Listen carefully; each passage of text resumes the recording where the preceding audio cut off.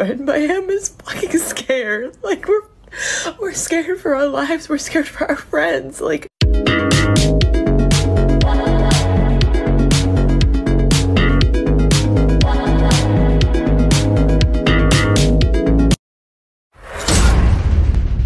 this on this set numerous times, is that you have a state where you've got a 6-week abortion or a 12-week abortion. I think theirs might be 12 weeks. Yep. But it's a state where women lost their reproductive rights, where there was a very heavy push to get women to focus on not putting in place, re-electing, putting back into the White House the person who was responsible for taking those rights away and restoring them. But that message obviously was not enough to get enough white women to vote for Vice President Harris, a fellow woman. This will be the second opportunity that white women in this country have to change the way that they interact with the patriarchy. And, God bless Shannon Watts, who has tried to have that conversation. But if people aren't receptive to it, and if people vote more, party line or more on race than on gender and on protecting their gender, there's really not much more that you can do but tell people what the risks are and leave it to them to do the right thing. So as you can see, we know their playbook. We know Project 2025 before it was even published. And we have been working both in my office and with other Democratic AGs across this country to make sure that we would be ready to respond to any attempt to roll back our rights. So here we are. We've studied their platforms. We've identified certain possibilities, fact patterns. We've created contingency plans. So no matter what the next administration throws at us, we're ready. Stop the cap. Stop the cap right now. Stop the cap. We're ready to respond to their attacks. We're ready to respond to any attempts to cut or eliminate any funding to the great state of New York, as the governor outlined. I'm here to tell you right now, we don't care. Let me tell you, we don't care. Jerry. So despite what has happened on the national stage, we will continue to stand tall in the face of injustice, revenge, or retribution. We will continue to protect and our most vulnerable and marginalized amongst us, because it is my sworn duty and responsibility to lead that fight, working with the governor of this great state, Kathy Hochul. This is not the time to be fearful, New York, but faithful and steadfast, knowing that I, as the Attorney General, along with my entire team, we are guardians of the law, and we are prepared, my friends, to fight back. Thank you. I don't know how to put this, but I'm kind of a big deal. Let me just say this to Big Tish James, the New York Attorney General.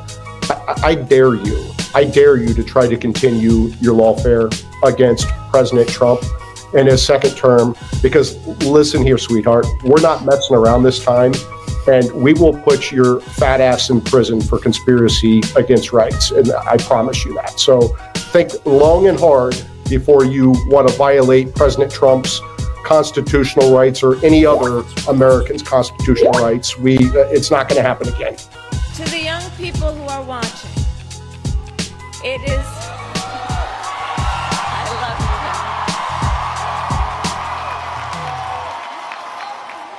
you. To the young people who are watching, it is okay to feel sad and disappointed, but please know it's going to be okay.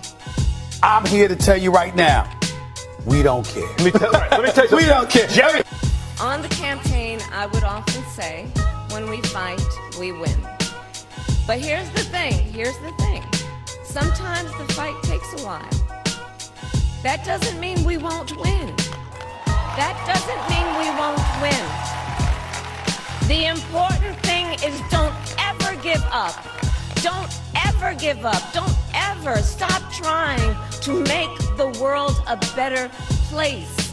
You have power. You have power. And don't you ever listen when anyone tells you something is impossible because it has never been done before.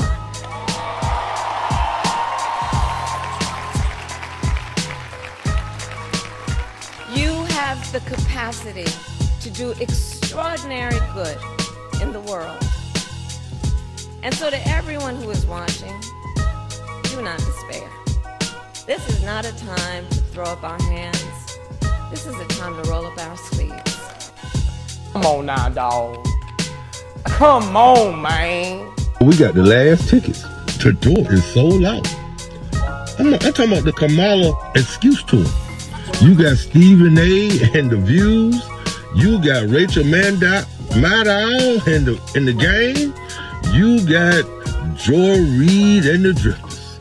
I'm just saying, boy, they making excuses, and me and them uneducated white girls. We got the last tickets. Imagine having some uneducated white girls with you.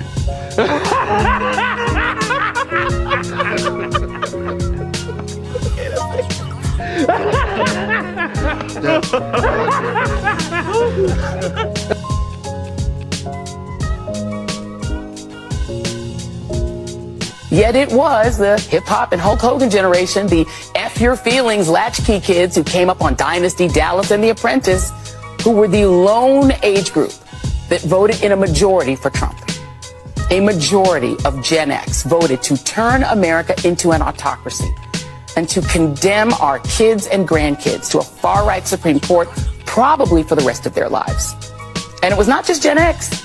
Because while 91% of black women voted for Kamala Harris, 53% of white women overall voted for Trump, despite the open disrespect and demonization hurled by J.D. Vance and the Supreme Court stripping women's bodily autonomy, courtesy of Donald Trump, who closed his repulsive campaign by dropping the B word on Nancy Pelosi. The breakdown by education was stark. Harris won 57% of white women with college degrees and lost 63% of white women without them. It was also men. Trump won every age group of men, including 60% of Gen X men and 6 in 10 white men. Also Latino men, who despite the utter disrespect shown by Trump and his promise to deport some of your mixed status families, most of them voted in a 55% majority to make the deportations happen. A FEMA supervisor told their employees to skip houses with yard signs in support of President-elect Donald Trump following Hurricane Milton. Thank you for joining us tonight. I'm Riley Phillips. That information confirmed to us by FEMA in a statement. We're also learning that supervisor has been fired.